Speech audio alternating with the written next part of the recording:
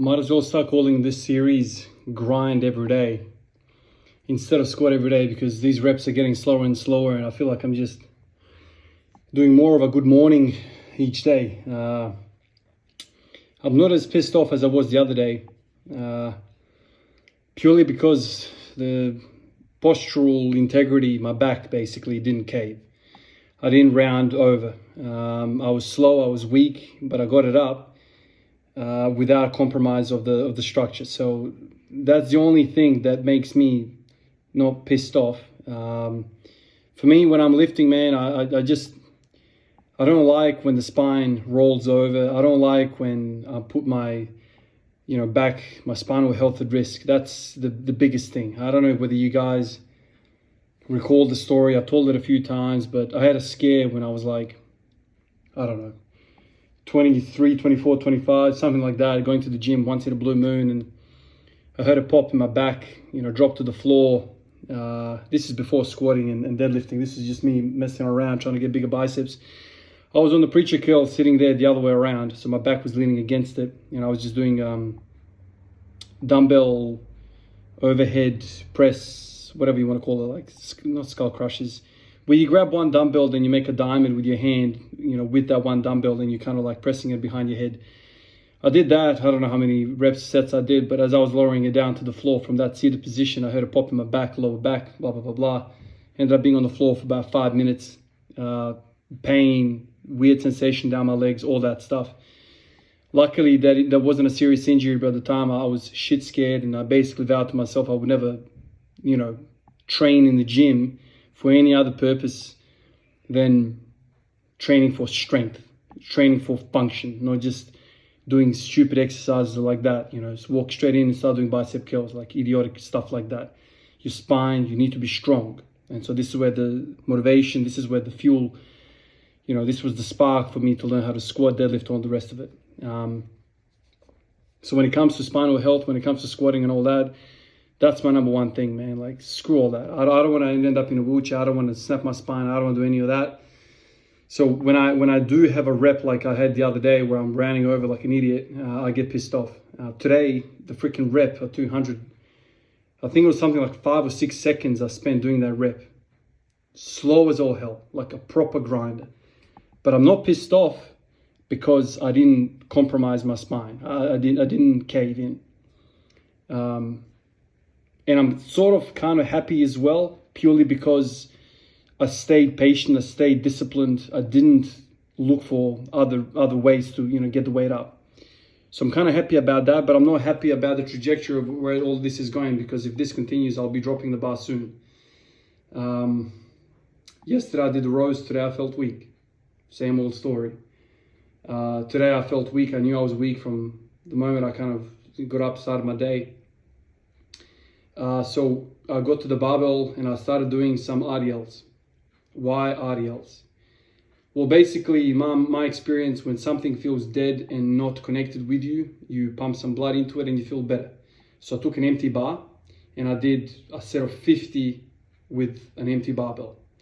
Just stretching with the barbell, essentially. Feeling my hamstrings, my glutes, my adductors, changing the stance, the grip. I ended up doing 5 sets of those, so 5 sets of 50. Felt a nice little kind of warm up in my hamstrings, and I started feeling a little bit better. But that still didn't help me with the 200. The 200 still felt like crap. As I said, it took me 5 or 6 seconds, which is atrocious.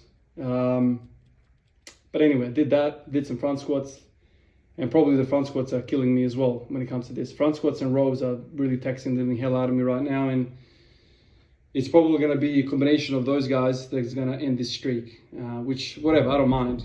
The streak is whatever. I don't really care about it anymore, to be honest. But I just don't want to just give out mentally, because it's getting a little hard. I want to give it time. I want the barbell rows to kind of, for my body to get accustomed to it.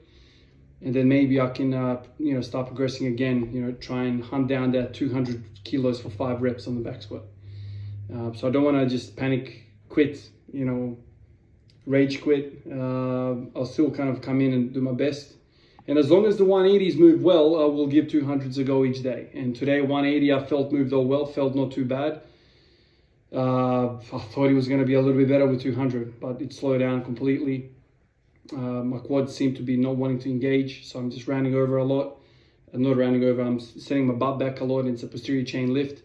Probably because of these front squats. To be honest, I think the front squats are, I thought about this a little bit more. The front squats that I'm doing 120 kilos for 2 sets of 10 every other day. And those front squats are probably taxing the, living hell out of the quads.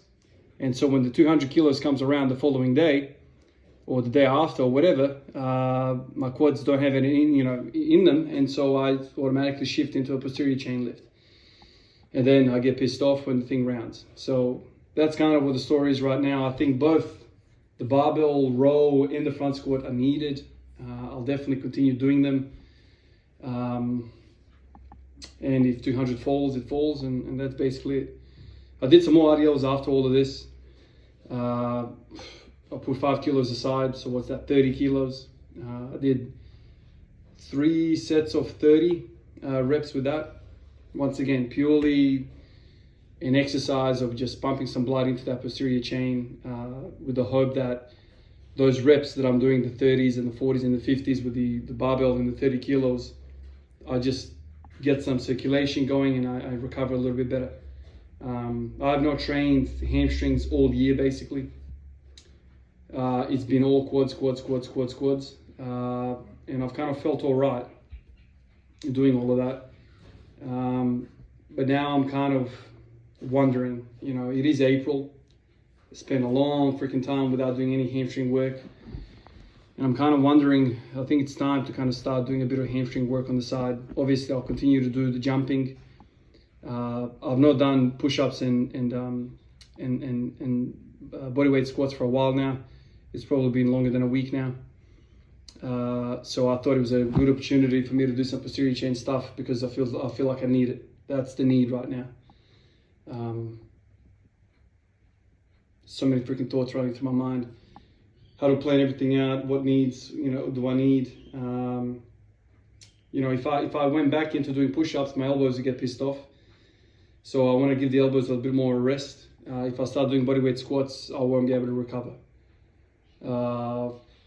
I just won't be able to recover because that's if I do 30 down with bodyweight squats, I'll have DOMs and then I'll fail the 200 the following day. So when the 200 kilos streak ends, then I'll probably continue the previous schedule. But for now, I have to stay away from all that extra exertion because I have to recover. And let's see if I can continue the streak. And when it ends, it ends. That's it. My body will kind of tell me, or it's kind of hinting me already that it wants to end. But let's see. Let's see if the barbell row becomes more comfortable over the following days. Appreciate you guys. I have to get out, shower, go to sleep, go to night shift tonight, and let's see if tomorrow I can get 200. Appreciate you guys. Catch you in the next one. Peace out.